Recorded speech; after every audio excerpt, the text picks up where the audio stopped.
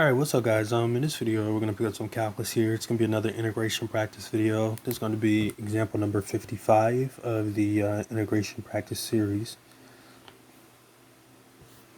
So we're going to evaluate the integral. It's a definite integral from 0 to 1. We got t times hyperbolic cosine of t dt. Okay, so we got a hyperbolic function in here. Again, hyperbolic functions are often overlooked. A lot of people forget about those, but they're very important functions, and they will jump out at you when you least expect it. So it's good to have some working knowledge of those. So here we have a product of two differentiable functions. So this will be a good time to apply integration by parts, which is exactly what we'll do here.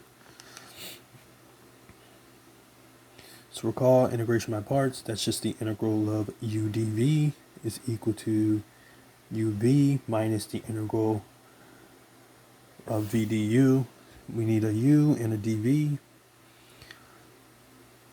Neither of these is harder to differentiate or integrate than the other, but in this case, I'm going to pick u to be t, and that means that dv is everything else. So dv will be hyperbolic cosine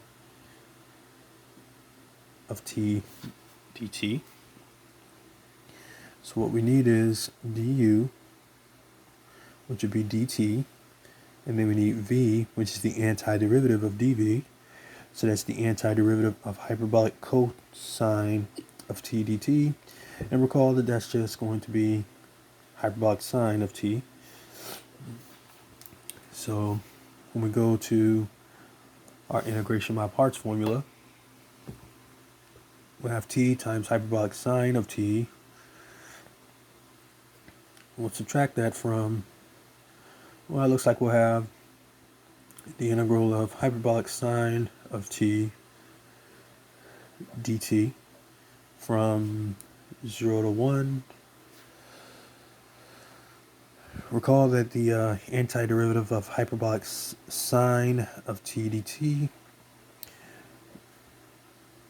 recall that that's positive hyperbolic cosine of t. So we go back to our integration by parts and we put everything back in there. So we get t times hyperbolic sine of t, and this will be minus hyperbolic cosine of t, and that's going to be evaluated from 0 to 1. Alright, so now we've taken care of the integration. Now I need to plug in the limits. Now remember that the hyperbolic functions are defined in terms of the exponential.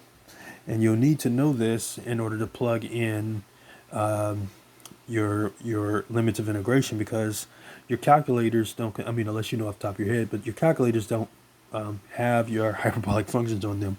So in order to sub the limits in, you'll need the definition of these hyperbolic functions, which again, they're expressed in terms of the exponential. That way you can plug in the limits and get the answer. So let's just quickly go over that. And obviously the one's going to get substituted in first, but let me just remind you of what we have. So recall that, well, we'll start with hyperbolic sine. Recall that hyperbolic sine, and in this case, we'll just use t since that's the variable we're working with. That's just going to be e to the t minus e to the negative t all over 2. And hyperbolic cosine would be something similar, except slightly different. It's just going to be e to the t plus e to the negative t all over 2. Now you need to know that because now you can plug the limits in. So we'll sub in a 1 and we'll set for t, and of course we're going to do it here with the t there, and so that's fine. And then we're going to subtract whatever we get away from what we get when we plug in the 0. So we'll kind of do that over here, and we'll see what we get when we do the substitution. So we're going to plug in the 1 first. So if we plug in the 1, I guess I'll just do it over here. If we plug in the 1, well, it looks like we're going to get e squared minus 1 all over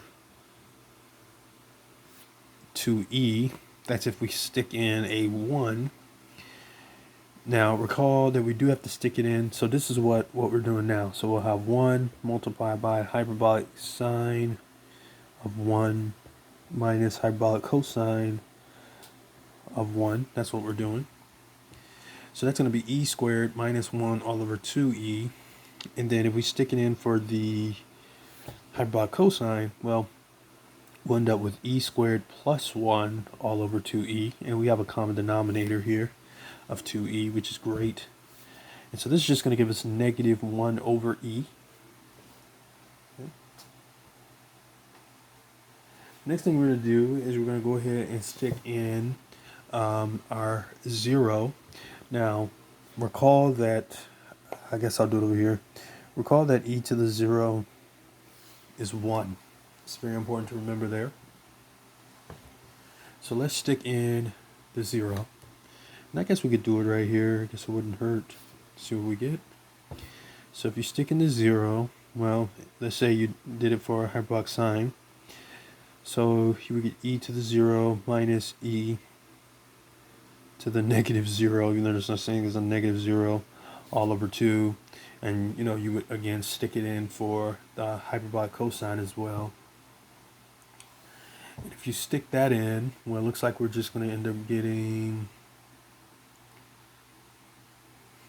We're going to get negative 1 when we stick it in for the 0. So essentially what we would get is negative 1 over e minus negative 1, which is negative 1 over e plus 1.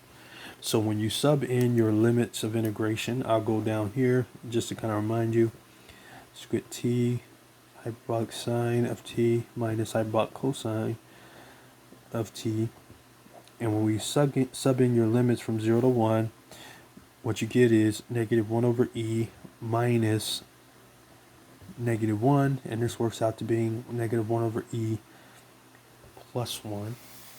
Because two negatives make a positive. So your answer would actually end up being negative 1 over e plus 1 if we substitute in our limits of integration. And I'll leave the whole simplification process to you guys.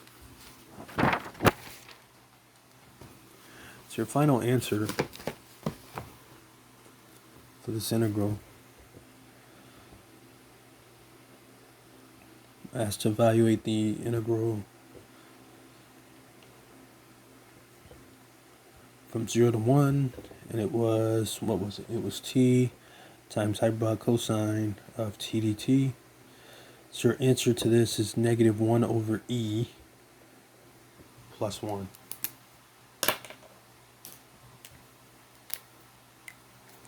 And that's your solution. Alright, so let me know if you got any questions. Again, just take your time. It's a little bit of a simplification process. I kind of did most of it in my head, and you'll probably be able to do most of this stuff in your head as well. So, yeah. Alright guys, I will see y'all next time. Y'all take care.